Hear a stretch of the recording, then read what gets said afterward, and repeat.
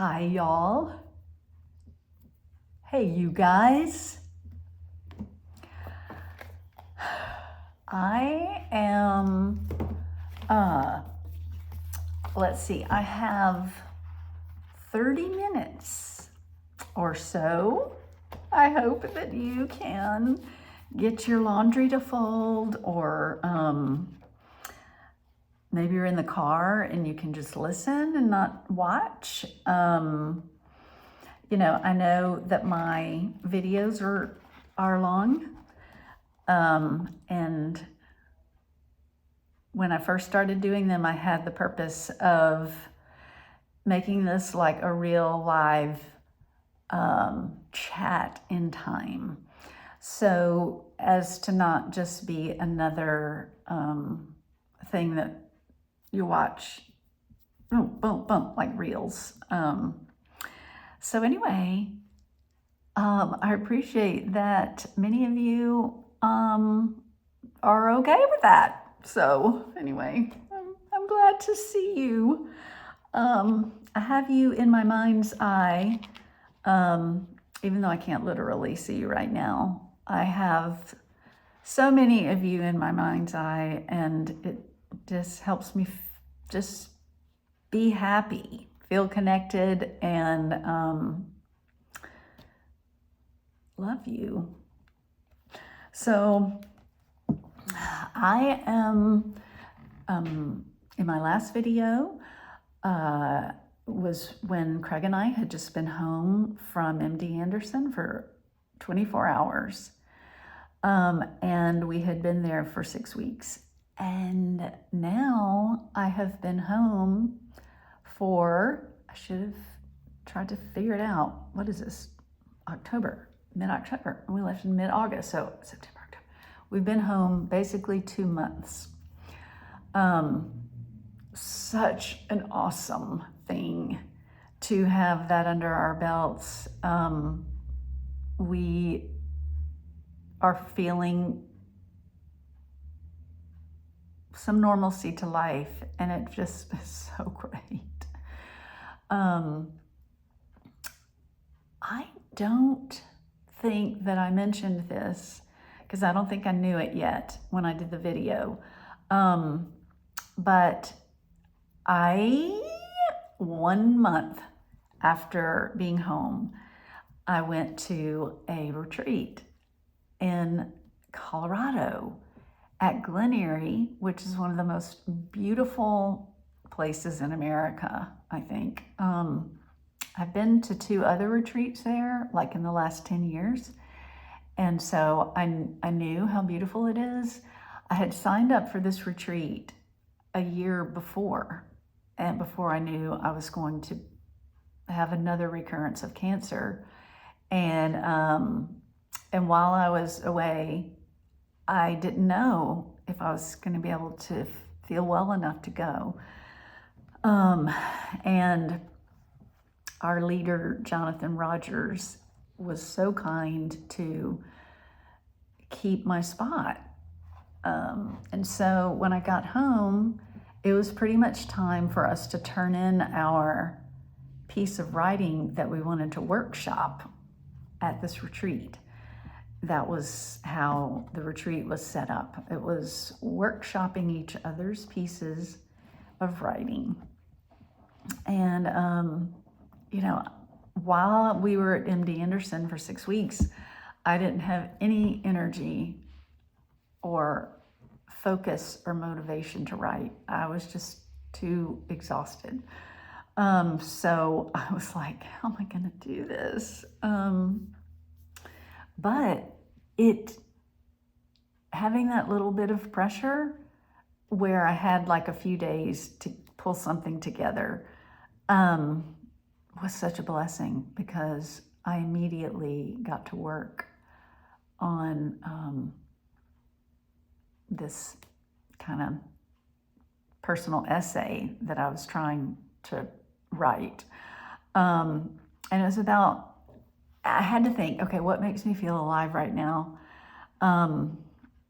Because I'm going to need to feel alive in what I'm going to write about. And the thing that came to me was the fact that I've lost my hair again. So I wrote about that in a Caring Bridge post a little bit before we came home, because it kind of happened in the last 2 to 3 weeks that we were there. And so if you haven't heard this before, I have had cancer 2 times, and then this was the 3rd time. It's lymphoma. And this 3rd time, they said I wouldn't lose my hair, that the chemo that they would have to use to prepare me for the CAR T cell therapy was not going to make me lose my hair.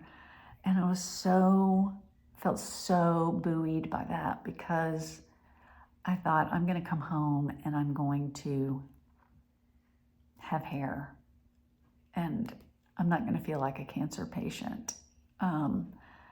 But while I was in Houston, it just started falling out in droves, and it was very upsetting. And so I took some writing that I had done in 2020 on losing my hair, and then this most recent bit that I wrote, and then I filled in some stuff, and it was just joyful having something to do that had nothing to do with people asking me, what is your name and date of birth? And sitting around waiting for infusions, and then sitting and waiting for the infusion to get done, which takes hours. It was active, and it was processing, and it just gave me life and gave me just an incredible, immediate purpose. And that was such a gift. So, I wasn't proud of the piece or anything, but I knew that I would get some help, and I'm hoping to work on it and get it maybe to something that is worth sharing. So I left 1 month after we got back, and flew by myself to Colorado, and getting through the airport was a little bit dicey because I hadn't worked back my strength, and I had loaded up my book bag with tons of books, and I hope I didn't share this before, but I don't think I did. No, because it hadn't happened yet. Hello.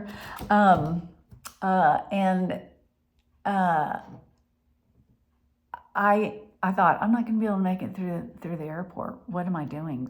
And I was just like holding on to my book bag on my back, and my purse, my big heavy purse. And anyway, I thought this isn't happening. What is happening? But anyway, I had some people who ended up helping me after. Anyway, I made it to my plane and got on, but then I was just like, I can't do it again. Okay.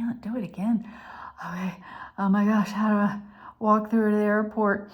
And this amazing man ended up seeing that I was going the wrong way, looking for baggage claim, and he was pushing a lady in a wheelchair, and so he said, I can show you, you can follow us, and we're going to baggage claim. And he said, would you like me to carry your bag? Just like, oh my gosh, yes. And so he got me to baggage claim and got me outside. And I knew once my friend came, she would help me with my bags. And so that was great. And during the retreat, I wasn't able to do any hiking, which people would do, and I couldn't make it even up the hill to the castle where we ate all our meals.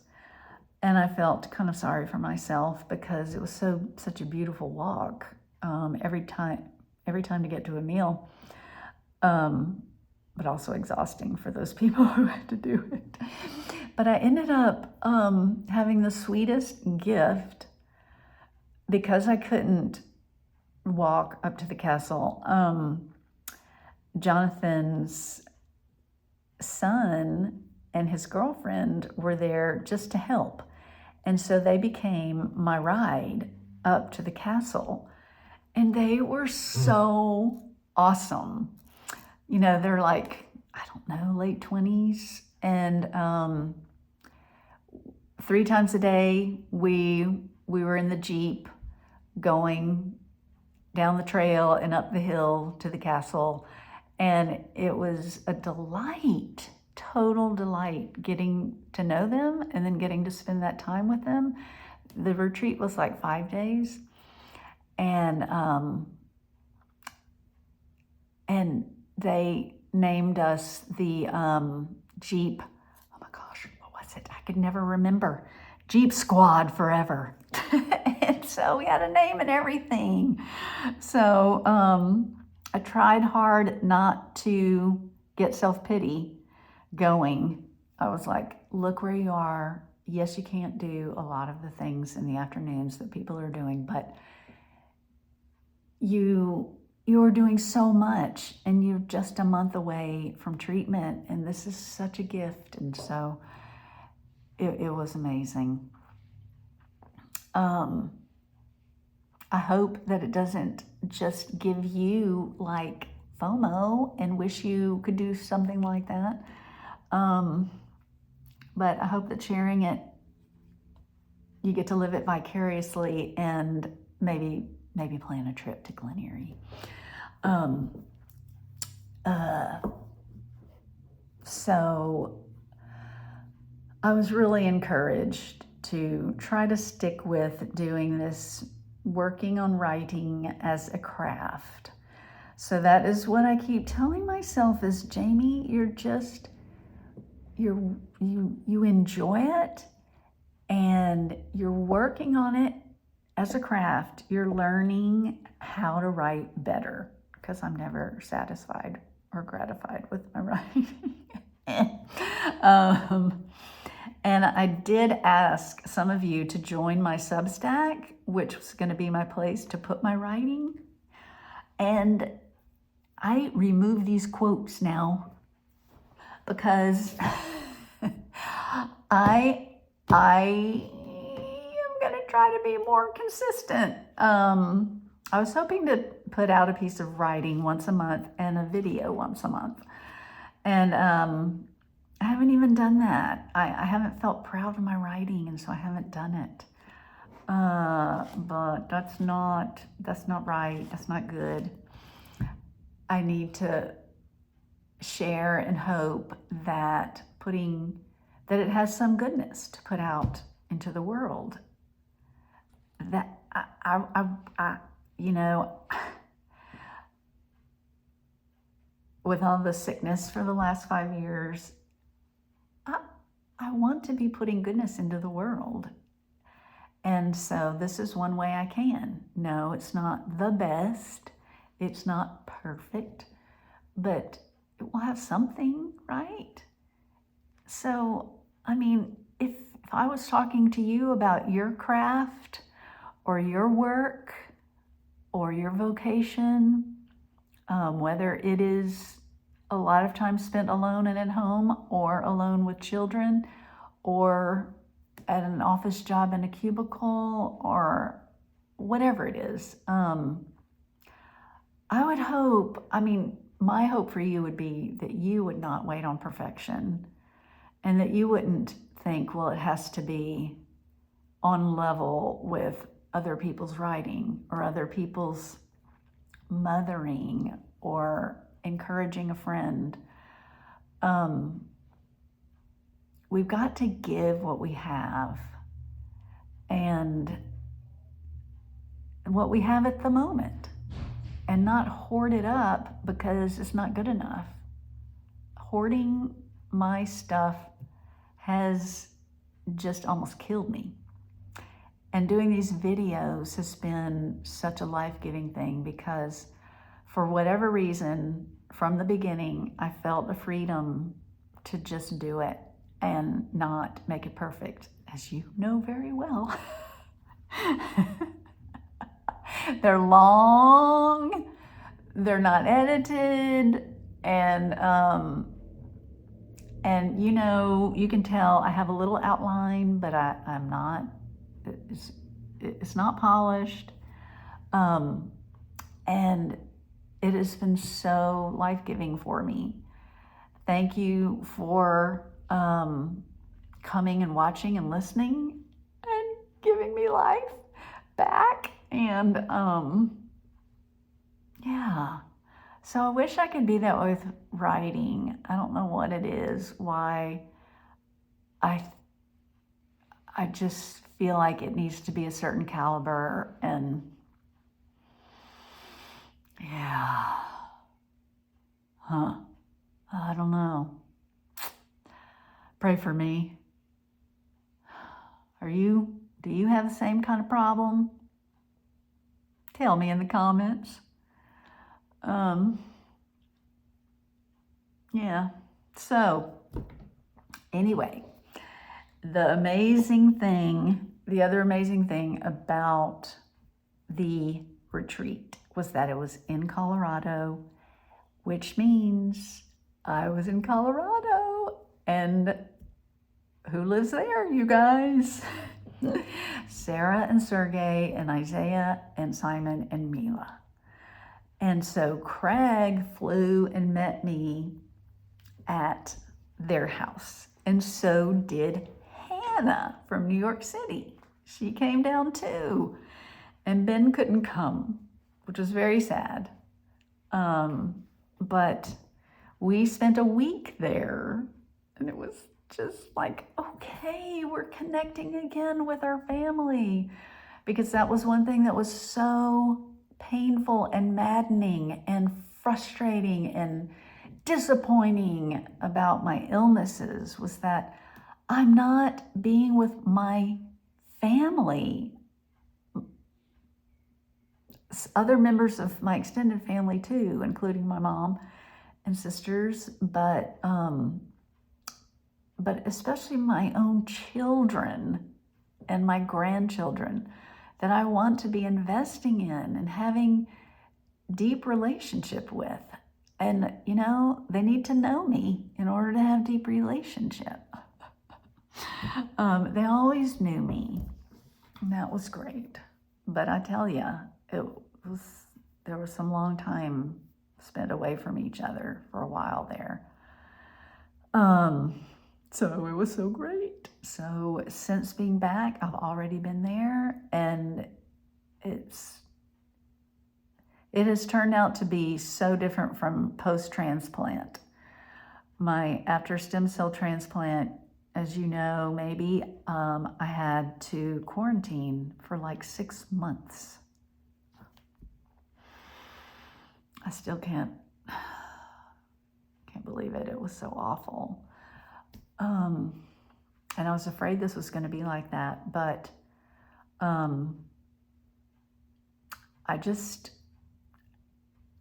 they said, just, you know, be a little careful, you know, wear a mask if you go in a crowded place. And they said I could air travel right away. And so I took that as, okay, this is a different beast.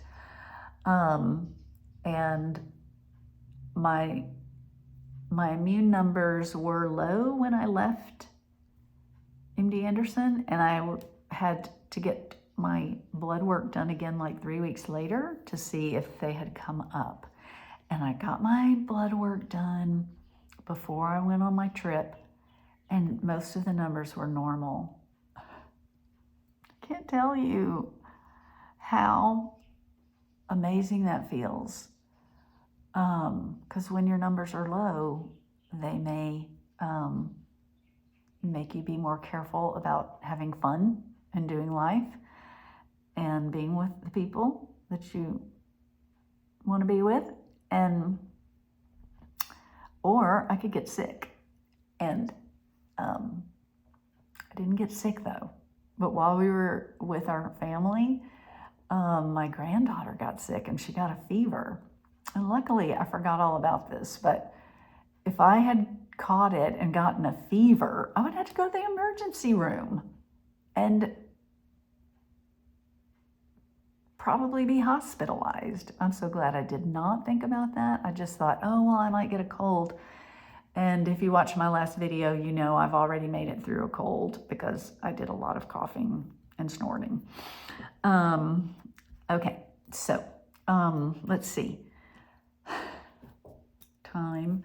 Oh, okay. It's been 20 minutes.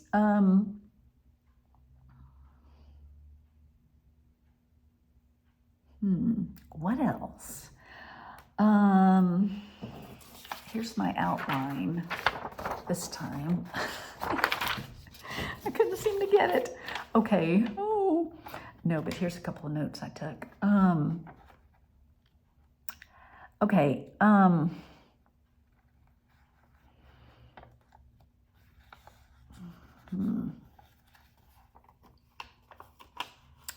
Let's see. Okay, I'm sorry, y'all. I'm just trying to think. What else is important and what can I leave out? So, we've been home for about a month now. No, for a couple of weeks. And in those couple of weeks, we've done everything normal. We've gone to church and sat out with the people because when we first got home, since my numbers were low, I had to sit up on the platform, you know, and you feel just so ridiculous. But not that ridiculous. I get over it because people understand. But anyway, but now I get to sit down with everyone and just be normal. It's just so good, so good. So I've been working through just continuing to try to understand God and how these things fit in life with a good Father. And that's the name of a song. You're a good Father. It's who you are, it's who you are, it's who you are, and I'm loved by you. It's who I am, it's who I am. So anyway, to be loved by a good Father who is God and who has all power, to go through all this suffering, you know, I know things in my head and in my heart too, but I just have this feeling, okay, I'm sorry. I am continuing to move forward in my relationship with God. He is continuing to move me forward. And that takes a little bit of faith. We learned about the mustard seed again recently in church. And Jesus really was saying, hey, that's all it takes. And here you are searching me out. That's a mustard seed. He didn't say that exactly, but that's what I'm thinking. God has maintained my mustard seed, and he is happy with my mustard seed, and that I know that he is a God who gives his children bread and not a stone when they ask for it. So this is children asking. And he says, you know, human fathers and mothers take care of their children by giving them bread when they ask for it and not giving them a stone, not giving them a snake. Look, a snake.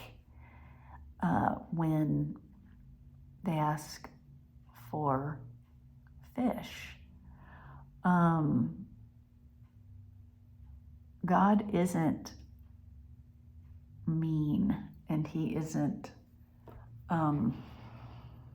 doesn't get his kicks out of harming us when we ask for, please help me, heal me, please heal me, please help me. And I know that somehow he works together with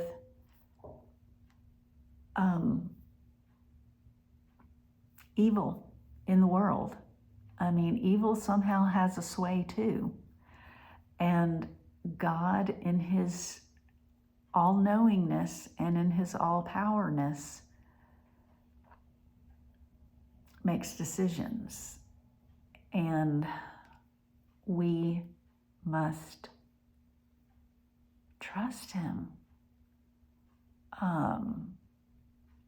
If you have had trauma, and especially like spiritual trauma, that is really hard to, I wouldn't want to say to you, you must trust, but I would say that I hope that in time you can trust again. Jesus,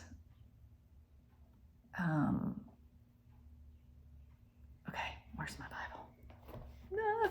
So in Psalm 36, and then I think it's mentioned about Jesus,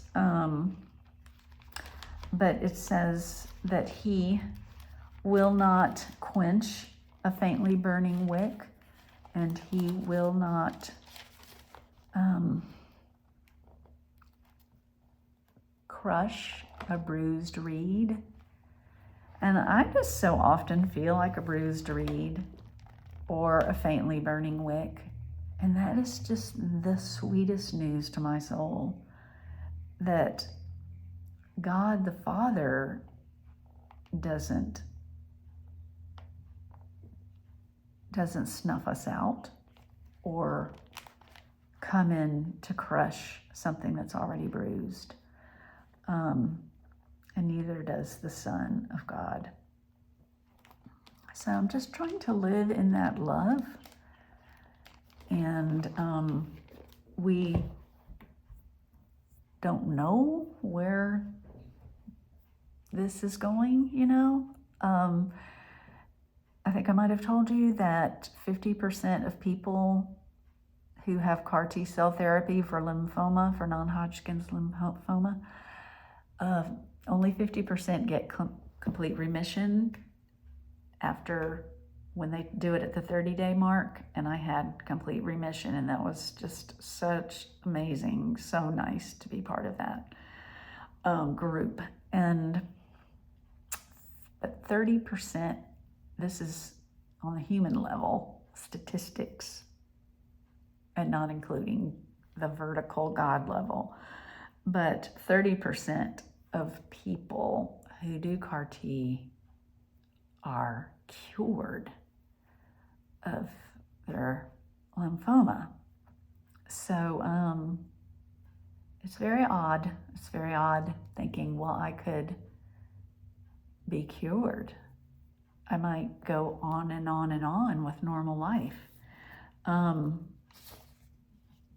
Because that just has been very, very disrupted and interrupted for the last 5 years, six years. I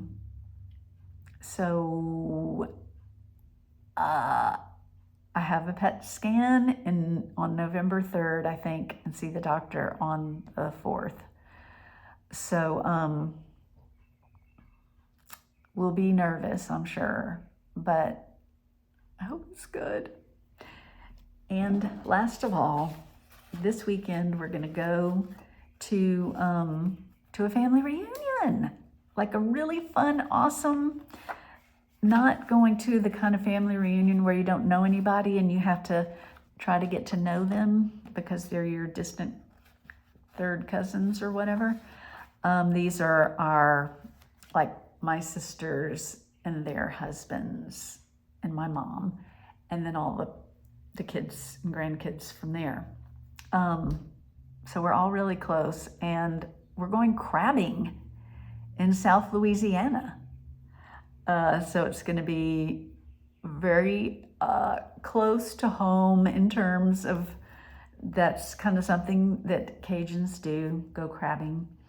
And so just pray that we don't get any bacteria. I don't know if I can eat the crab. I have to ask.